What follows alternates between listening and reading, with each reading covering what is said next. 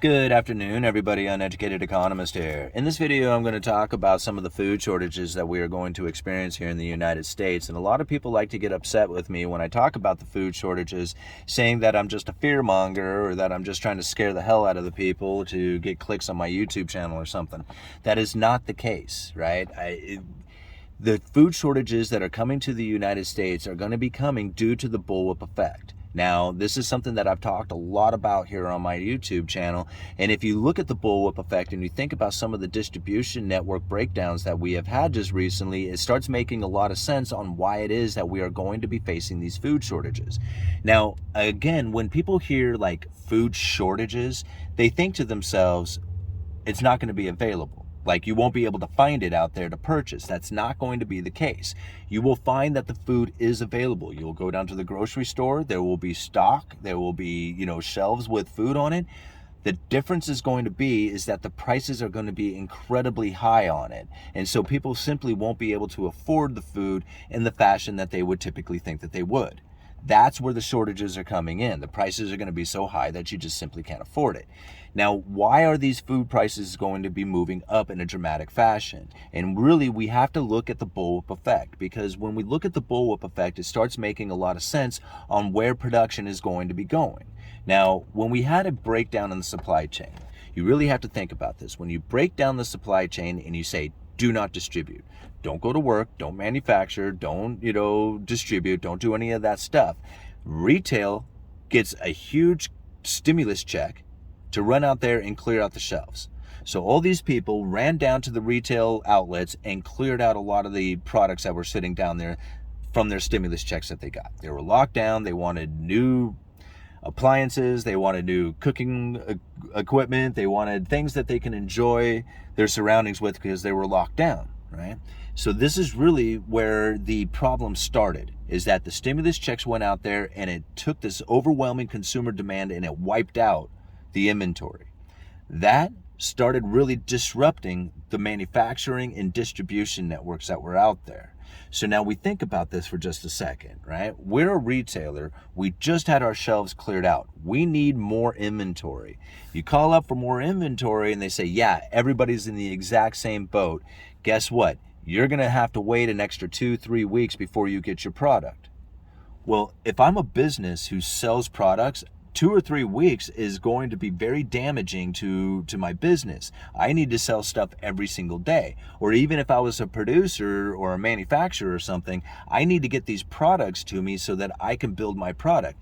There's this overwhelming consumer demand that is demanding our stuff, right? They're asking for all these things and I don't have it on my shelf. What do? Right? Well, you got to order more. And if it's 2 weeks out, now you're in real trouble. So you order ever increasing amounts to make sure that you have a supply because you don't know when you're going to get your next supply in. Then after you order your products in, you realize that you've been allocated against. You ordered 10, but you only got 3. So now the next order that comes in, because you know that it's going to take a while and you're going to get allocated against, you put in an ever increasingly bigger order. You ordered 10 last time, you got 3. This time you put in an order for 30. And you put it in early than you normally would have done because you know that it's going to take an extra 2 weeks to get it. This is the overwhelming consumer demand that was completely fraudulent. It did not exist. It was panic buying.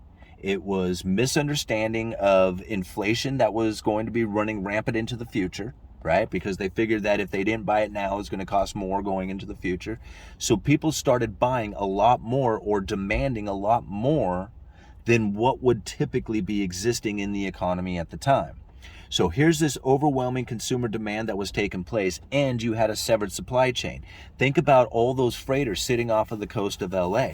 Think about the train hubs that were completely clogged and weren't moving. Think about the warehouses full of stuff, the containers sitting in the retail parking lots that couldn't find anybody to unload them. This was locking the available inventory up, and the demand coming from the consumer was ever increasingly higher. This is what really drove the prices as high as they did. Now something very interesting takes place when the prices move up, is that when the prices move up, the manufacturers, the producers, the retailers, everybody wants to take advantage of these high prices, saying, man, if the prices are going to be this high up, I want to get as much of that product as I can to take, to sell while these prices are incredibly high. And now you think about like things like egg production. When eggs were incredibly priced, $12 a dozen or whatever it is that they got up to, egg producers saw that and said, man, there's an overwhelming consumer demand. It's driven the prices way up. We need to produce a lot of eggs. And so they did produce a lot of eggs. At the same time, the retail side of things was saying, hey, these eggs are super expensive. I'm going to start backyard chickens or something like that. All of a sudden, the demand for eggs plummeted, right? The producers overproduced, and the retail side of things found an alternative method by maybe raising their own birds or something like that. All of a sudden, the demand for eggs falls, and I found people who were sending me like emails saying, holy moly, they're practically giving eggs away. I just bought like 6 dozen eggs for like $3 or something like that. It was unreal what had taken place. But that's really the case that happens when you have the disruption in the supply chain like we had experienced, and then an overwhelming consumer demand that comes from those high prices, and then the investment that pours into those high prices overproduces, and then all of a sudden you have issues with companies shutting down. It's what we saw just recently with the pork producers out there for the same thing that we're finding taking place within the chicken industry. I left a link down in the description of this video talking about Tyson, who is shutting down 6 chicken processing plants over several states and laying off something like 4,600 employees. Now you think about it, what's going on that all of a sudden that there is this like lack of demand for chicken out there? It's not a lack of demand for chicken. There's always a demand for chicken. It's just that there is way more that has been produced than is available for the economy to buy, for the demand or the consumer to buy. So now you have way too much produced. Prices are like coming down. It's totally hurting the bottom line of these companies who have ramped up their production trying to produce more meat for the demand that wasn't really there. You see how this goes down? This is why you can find that there's going to be shortages in a lot of products out there who are facing this exact same scenario, this bullwhip effect, right? And so when we think about like what's going to happen with chicken, what happens with pork, it's going to happen with beef, and then eventually you're going to start finding it happening in a lot of other products out there who are facing the exact same scenario that we're facing with chicken. Right?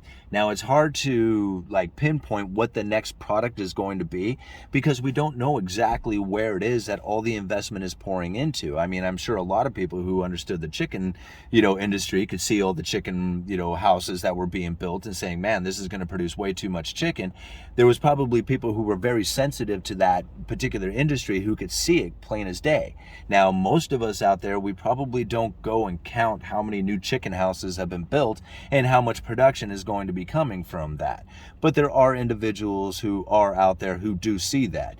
And now when we think about like what it is that we see from the retail side of things, all we look at is just the prices. We don't think about how much is actually being produced out there, or even worse, what happens after these chicken processors shut down. All right? Because if you don't have chicken processors, then you can't process chicken. What ends up happening to the price of chicken if there's no chicken available to purchase, or a dramatically amount of less chicken to purchase? See, this is the reason why we're going to see shortages in food and many other products out there. I mean, you think about it, the manufacturing coming out of China right now has dropped like 20%. In fact, I'll leave a link down in the description for that. A lot of people are blaming the drop in sales coming out of China on reshoring or the manufacturing distribution, like moving to other parts of the globe. But that's not the case. I mean, it is part of the case, but many Asian nations are facing the same manufacturing slowdown that China is facing. If you don't produce it, then it won't be there for sale. Uneducated Economist, you let me know.